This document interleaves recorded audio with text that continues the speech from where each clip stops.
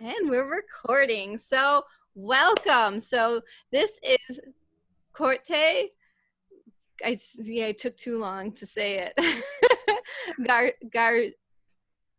Garceau Saez. Garceau Saez. Don't doubt it. Don't doubt it. Yeah, Cote Garceau Saez is fine. So I met Corte when we took a doula class together, which was amazing. And she said it was last October. She's also an herbalist. So I learned about how much, like, I remember going and seeing all these different bottles of herbs and all these plants in her garden. She has this beautiful garden.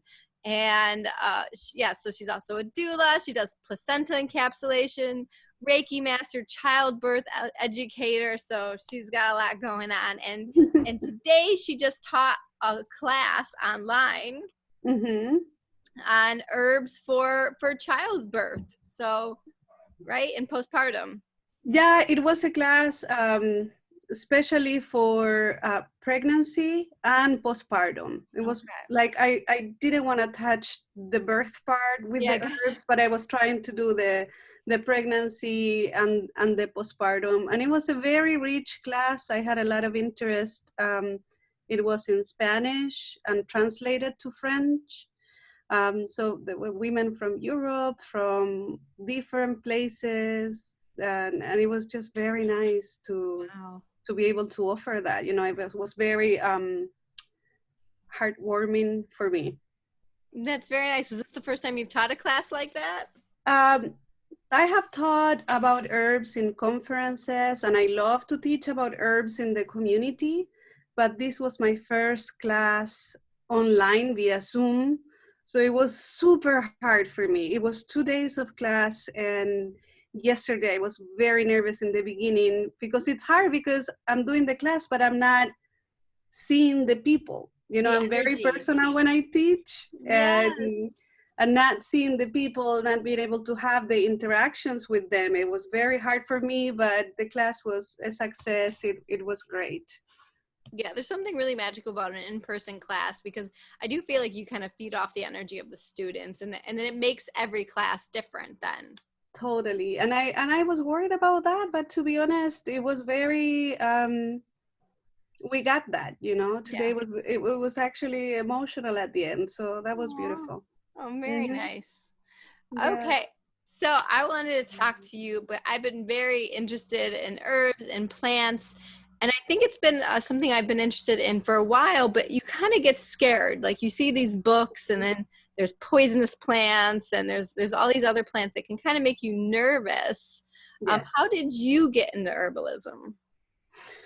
Well, I got into herbalism. I think it wasn't me always. Growing up in Chile, I'm from Chile, and growing up in Chile, I always had the wise women around me, you know, or my mom or grandma or some women that live in the house that if any sickness that you had, when I was little, it was, oh, go get this plant, go get this, the bark of something, you know, it was always very, it was the way it was. Then but then, you know, I was a teenager and you forget. But when I came to United States, my son was 1.5 years.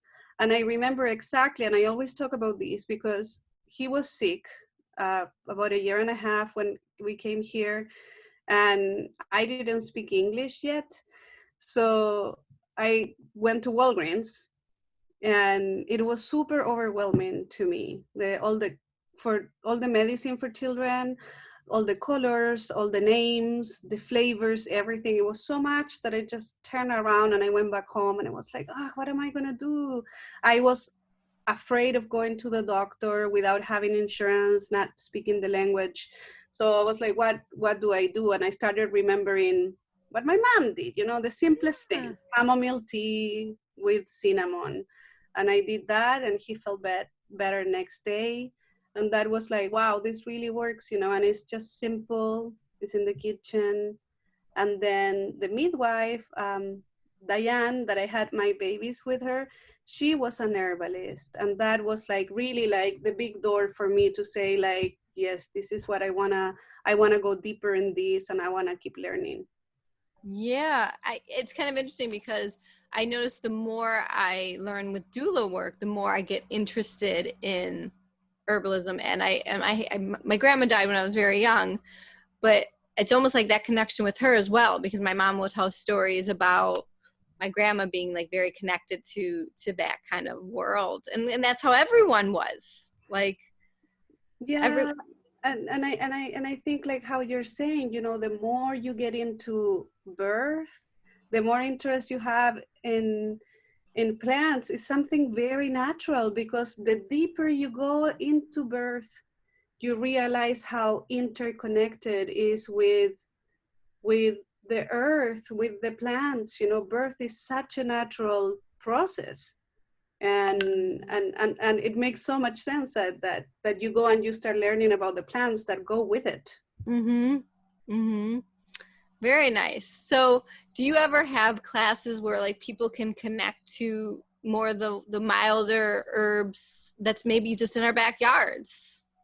That's as an herbalist, that's my focus. I say like I'm a kitchen herbalist. I like to kind of like, the herbalism that I like to teach is the herbalism that is available and accessible to everybody. So it's not just about plants. It's about, the herbs is about like anything that you can find in your kitchen that can help. Yeah. um, the medicine of the people, the medicine that is free and is available. I have learned about Chinese herbs and traditional Chinese medicine and Ayurveda, and it's fascinating as diagnostic tools for me. But there's nothing more satisfying than finding an herb that grows close to your house and that it's going to be healing for you and your family. Yeah, like I was really excited to find out that the healing benefits of wild violets, as wild violets are like Yeah, crazy in my yard right now, and I was starting to play around with making things with wild violets. yeah, like jelly and syrup and all the good stuff, right? Yeah, so made like a honey wild violet flower thing. I don't Hmm. know. Yeah, that's the kind of herbalism that I like, and that I like to teach. I think one of my calls is not, um, it's really to open that first window to when someone, like you say, like, I'm interested about this, but I don't know how to do it. That's what I like to do. I like to talk about those simple plants, the weeds that grow around us, edible plants, things that are super easy to find, and it can make a big connection with someone. I like to teach about that because it's simple. And there's so much that grows in the world around us. I think as we start to be maybe a little bit concerned about our food sources, like I've had people, I have two mulberry trees that grow wild in my yard. Hmm. And people are like, that's not edible. Like, what? Wait, what? There's so much that's just in our natural environment, and we've lost connection to what we can eat, especially because I have white mulberries, and white mulberries are like, they're so good. That's very important that you say that. I think right now, with the times that we're living, when we're seeing how the system that have been, that the system that we have been part of, it's starting to collapse. This, especially the food chain, right? It's breaking. So it makes so much sense to go and look around and see what's growing for free, or things that you didn't even plant. It's very important. But also it's important, when we go with this and we start learning about this, to learn about the ethics of harvesting plants, because it's very important. It's important that when you harvest a plant, that make sure that you're not taking it all, of course. That's like, we don't want to do that, like that mentality of hoarding the toilet paper. We cannot do that with Yes. the plants. Yeah, I saw a post about that recently. I forget which plant it was, and I didn't even know it was an edible plant. And I think whenever I see that there's a plant edible, I'm like, I want to grow it in my yard. I don't want to have to go to the woods. I want it in my yard. I was excited when I found out hostas were edible and when the Mhm. early stages of their growth. And And I was learning about, like, this is a plant that, you know, takes 7 years to go to seeds. I can't think of the name right now. I'm sure you probably have it's like a wild leek or something. Ramps, maybe. Yeah, ramps. And like, yeah, like that this is an endangered plant. And Yes, we and can people is definitely, going and taking them, you know, like this is the cool thing to do. And as cool as it is, it has to be like, there has to be a lot of, we have to go deeper, you know, like this is something that I want to say, you know, the use of plants, like we cannot have the mentality of using a plant. We're not using them, you know, we're like, this is a gift from nature and we have to honor it, and we have to bring it into our house, not as a way of you using something, but being grateful for the benefits and the gifts that that plant can give to you and your family and the people that you work with or you love. like, more of like, it's an integration. It's an integration, yes. Yes, and as we're integrating with the plant, like, that we also have to integrate with the earth. We have to be connected to that earth to. Yeah, it's not, yeah, exactly. It's like we're not going here. I don't like when people say like, it's like nature is like a pharmacy, nature's pharmacy. No, we're not going there to going shopping to get things. You know, we're not going into nature to just like grab things and bring them home. You know, I think when we start working um, in that sense, you know, we have to go deeper. Otherwise, just goes to the store. Yeah. And what I enjoy about harvesting things from my yard is because then I'm constantly tending them. And then I have this connection with this plant. Like, I'm learning what it likes, like how much sun it likes, how much water it likes. And then I feel this connection with this plant. And then when it's being pulled for medicine, it's magic. Exactly. There's a big difference when just going and grabbing a plant, you know, to sitting with the plant, to to see how it grows, how it changes, how it transforms, what the fruits of the plant are, what the benefits of the plant are, how to, I'm talking about one plant, right? Whatever that plant is, like different ways where you can extract different parts of the plants. Some constituents of the plants are water soluble and we can make great infusions. Some constituents of the part are alcohol soluble and we can make tinctures. Other ones, you know, you can make them, extract them with oil, or you can infuse honey with them. It's like you can do so many things, but by having a deeper connection with the plant, you can start trying different ways and see how that makes you feel, or what is better accepted, you know, in your house. What do your kids like? Yeah. What plants do they like? You know, they always get like a connection with one that they like. So which plants do you find your kids get connected to? Well, my son Luciano, he thinks he can heal the whole world with one ginger tea at a time. Whatever sickness you have, he's like, oh, ginger tea. And you start thinking about it, and actually it's good for everything. Yeah. My boyfriend's totally like that. Anything, just have some, I'll make you some ginger tea. Ginger tea. I don't want ginger tea. Yeah.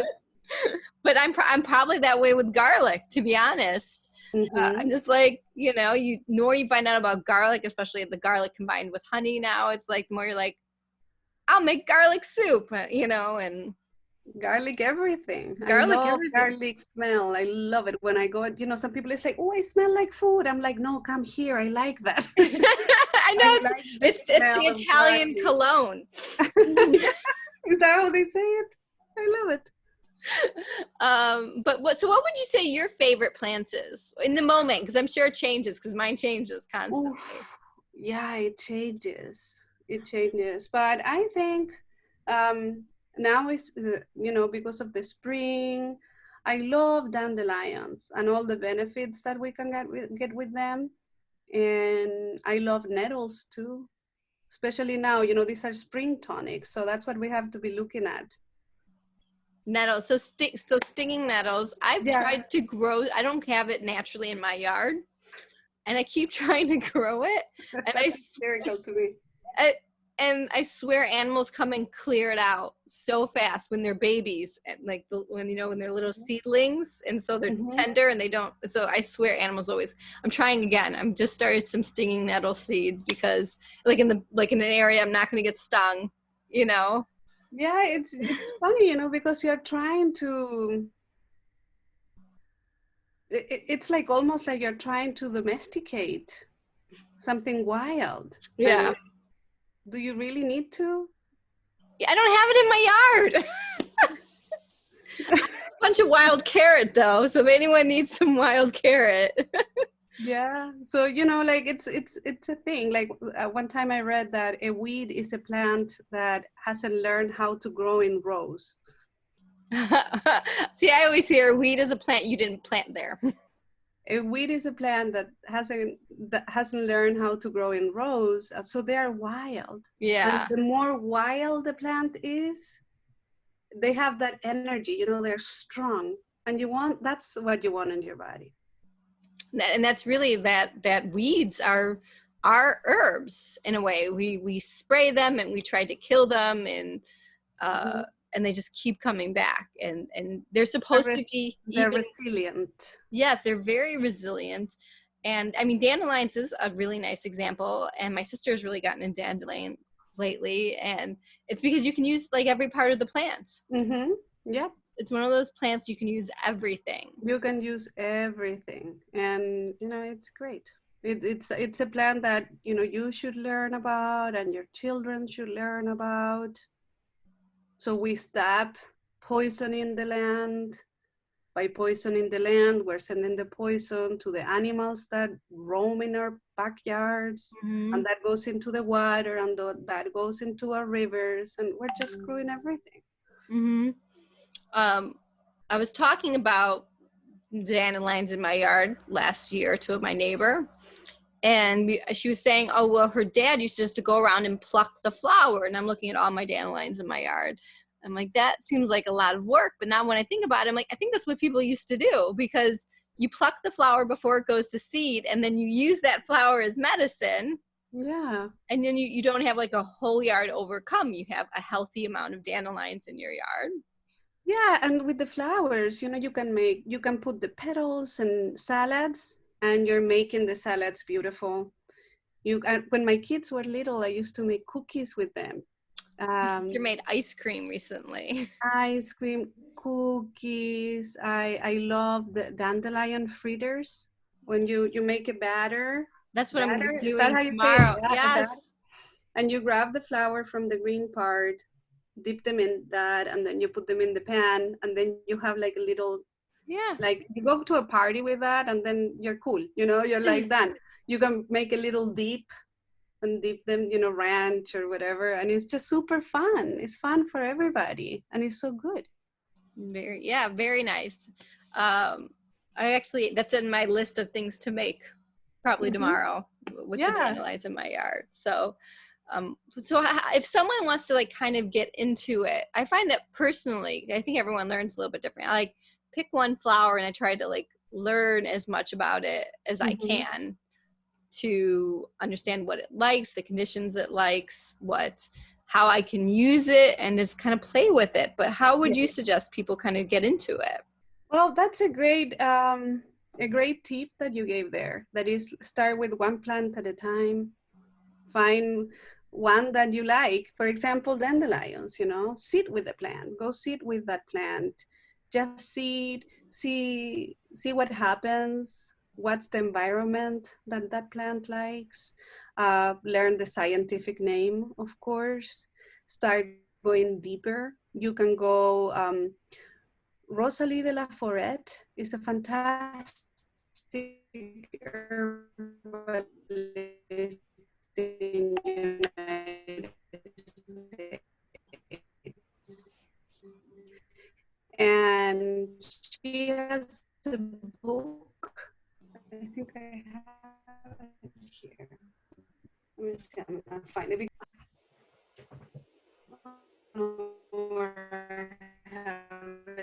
It was right here. is a book that has great, fantastic recipes to do with things that grow around you. It's such a good book. And it's simple. Oh, are you there? Yes, it says my internet connection is unstable, so I'm just waiting for it to catch back up because it should catch up. It's like I'm still looking at an empty chair, which is hilarious. Hold on. Usually it just takes a second. Okay. Sorry.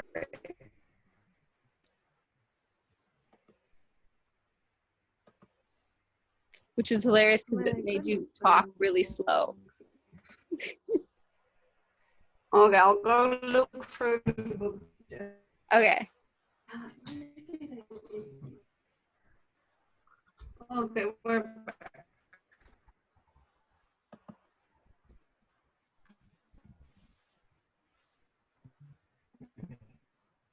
Okay. So yeah, so she has a fantastic book. I can send you the link later, but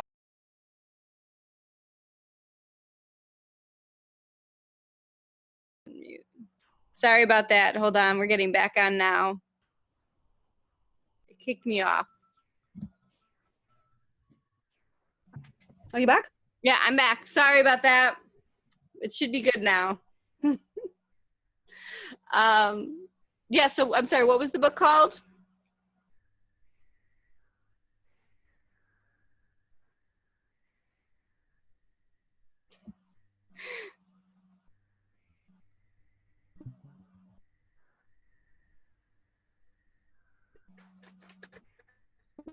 Wild Remedy.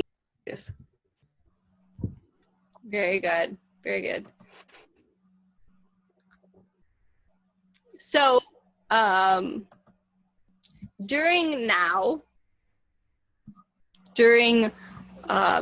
the fact that we're not having as much, we might have to worry about our food support. Sorry, I'm flustered. Woo! What other herbs do you think might be helpful in what we're experiencing right now?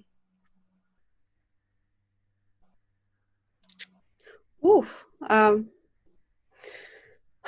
With their immune system. Like, I mean, one of the things I loved about the wild violet flowers was they talked about the benefit of it with the lymphatic system and the immune system. Yeah, you know, you when you ask like what herbs do you think are good for now, and the first herb that I thought about it was motherwort. And motherwort, you know, it grows like it grows here in this house, like nobody planted it, you know. And motherwort, Leonorus cardiaca, is it has an you know, it's for the heart, and I like it. It's a great nervine. It's not a sedative, but it's good when we're nervous, when we feel like we need a hug from the mother, you know, the motherwort. So very relaxing to the nervous system then. Yeah, and that's a great plant to have around. It's very, I don't like the flavor, but as a tincture, it's good. That's one that I like to have as a tincture. For the heart, you know, when you're aching inside, when there's something really, when you're going through hard times, motherwort is a good plant to have around. So I carry it in the purse or have it around. Very nice. So that's a plant that I think is good. And like I said, you know, right now start thinking about the spring tonics. We went through the winter. The winter is like a dark time. And now if you bring that into what's happening at a planetary level, you know, in consciousness, like a lot of people is like waking up and they're starting to think in different ways. For me too, you know, I find myself questioning a lot and thinking and like just like waking up in different ways. So all these plants that are coming out of the ground right now, they have that energy too. So all those spring flowers and the spring plants are going to be very good to incorporate into our diets. Yeah, and I think that's a very beautiful part of being connected to nature, is that like elderberry is great, but there Hmm. are other plants, like when elderberry's in season, like that's amazing. But like, hey, there are lots of other plants that are in season now. Yeah, and that's a thing, you know, we were talking about how the system is collapsing, the food system. So when we think about it, like it makes sense that we should eat things that are local and that they are in season. So in spring, we should be taking and getting all the spring plants because that's what our body needs to start coming out of the hibernation. Um, yeah, and when we start eating things that are in season or are local, then we start kind of cutting from the big machine that we have been in, you know, we like going for the food and eating pineapple in the middle of winter. You know what I mean? Yeah, that when your body be, I feel like when I eat more in seasonally, that I feel more connected to the earth and the planet Yeah. and the seasons of It's our life. hard. The That season I'm of our hibernate life. in the winter. That I just like, no, I just need my rest in the winter. It's the cycles of life and our own cycles. You know, I go through cycles that I don't harvest anything from outside. You know, when my kids were little, I was super into the herbs and uh, you know, making different things. Now my kids are older, like they don't care, you know, if you know what I mean, they don't want to make dandelion cookies with me. Aww. So I have slowed down with that. You know, I just like I read more and I have been focusing on birth and other things. So I haven't done a lot of that. I haven't been eating in season. I haven't been, you know, doing those things. But with all of this awakening that is happening, I'm totally going back into that. Yeah, nice. So Yeah, I as just told the kids, you know, I went to the woods and I found a lot of nettles, and I was telling Vincent, hey, remember that nettle soup that I made like 2 years ago or last year? He was like, yeah, that was delicious. Okay, let's go harvest them. So during the week we're gonna go and we're gonna try to do that, but I want to start doing it with them. Mhm. Nice. And then your kids will get even older, and then you can pass it on to grandkids. Yes. Bar down. You know, it's like if kids can learn one plant, if they can learn to identify a couple of plants that are edible, that are good for you, you know, if just with a couple, it's great. It's better than nothing. And they love learning that kind of stuff, in Yes. my experience. Yeah. Yes. Hands on, they go and find something and then go home and prepare it and then eating it. For kids, that's magic. I still think it's magic. It is. um, so as because you're also a doula and a birth educator, are there any herbs that someone would maybe need to be precautious of if they're pregnant? Oh, a bunch. But what kind of plants are we talking about? Like the ones that grow around us, I would or? say, yeah, plants that grow around you. Hopefully, if they're thinking about doing supplements, that you definitely want to look into if it's contraindicated for pregnancy. With things like if you start thinking about wild violets and dandelions and maybe even nettles. Well, I always say that in the first 3 months, it's better to don't start incorporating things that you haven't done before. You know, and then I would say that if they are edible and they have always look if they have a use of being traditionally used for pregnancy, then use them. But you have to go back into the history of the tradition of the use of the plant. Got it. Got it. Because So there are like, plants, for example, rue. I think rue is a very feminine plant, but I you know, you cannot take it when you're pregnant. okay. Um, so do you like, how can people get in touch with you? What services do you offer? So if people want to know more, they're just like, I want to know more about plants, how to harvest them, how to use them. Yeah, well, you know what?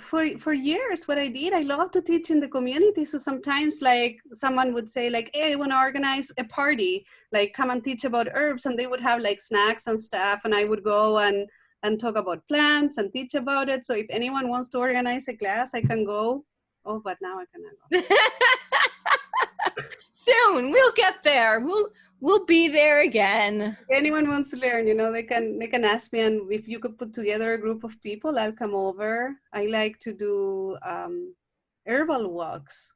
Those are fun to just like go and see, like how do you do this, and how can you eat the dandelions or the violets or Queen Anne's lace? What do we do with these plants? So the red clover, all those plants, that are just like weeds, and we can use them. So I like to do herbal walks sometimes. Yeah, very good. So Yeah, yeah, they can call me. I'm working on a website. A friend is helping me with a website. Um, my email, or call me, or find me on Facebook. yeah. People should be able to find you on Facebook through, Mm-hmm. 'cause you're tagged in here. Good. Also, are you taking doula clients right now? Well, I had doula clients that I was only, a couple of them I was able to support in the hospital, and other ones don't. So right now I don't have any clients until June. Okay. And So I'll see how that goes in June. yes. It seems like some hospitals are with different rules than others. Mercy, I believe it was Mercy that I went to, they allow your partner and a doula. Oh, So still, good.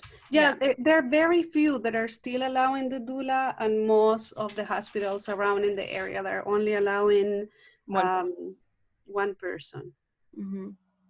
So she's in the western suburbs, far west. Yeah, I'm in by Naperville. I'm in Warrenville. Mm-hmm. So yeah. So thank you for joining me, and hopefully maybe you'll translate that class to English that you just taught this weekend. Oh, yeah, I don't know if I can do that, but we can put together one in English. Because it was in Spanish and translated to French, so it was hard. So so that'd be great. And if you have any other courses, I'd love to hear about that, and I'll share that out there as well, because I think that you can definitely feel people coming home to the earth and to nature. I love this. Feel Yeah, yeah. Thank you. Thank you for inviting me. Thank you for thinking about me, and thank you for thinking about me, and for having me here. You're very welcome. Thank you for joining me. Okay, so I'm going to stop this recording.